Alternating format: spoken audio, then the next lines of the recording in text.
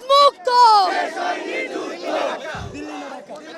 দিল্লি না ঢাকা দিল্লি না ঢাকা দিল্লি না ঢাকা দিল্লি না ঢাকা হাসিনা তুই গেলি কই হাসিনা তুই গেলি কই হাসিনা তুই গেলি কই হাসিনা তুই গেলি কই কোটা না মেধা কোটা না মেধা আপোষ না সংগ্রাম আপোষ না সংগ্রাম দালালি না রাজপথ দালালি না রাজপথ আপোষ না সংগ্রাম।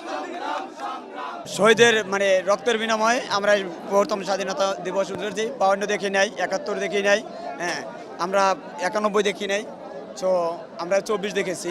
তো আমাদের 24-এ যে আশা আকাঙ্ক্ষা ছিল আসলে এই অন্তর্বর্তী সরকার সেটা পূরণ করতে পারে নাই।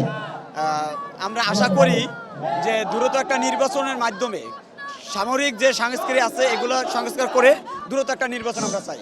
আসলে আজকে খুবই আনন্দ লাগছে। গত বছর এই দিনে ফেসিবাদ স্বৈরাচার দেশ ছেড়ে পালিয়েছে।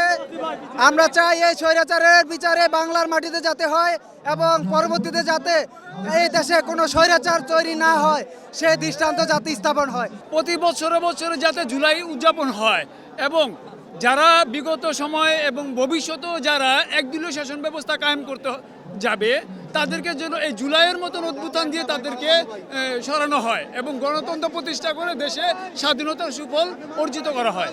ভাইয়া আমার যেটা মনে হচ্ছে আমরা এই জুলাই আন্দোলন করার পর আমরা যেই সুযোগ সুবিধা চেয়েছিলাম দেশের বা বাংলাদেশটাকে যেই পর্যায়ে চেয়েছিলাম সেটা আমার মনে হয় না আমরা এখনো পেয়েছি।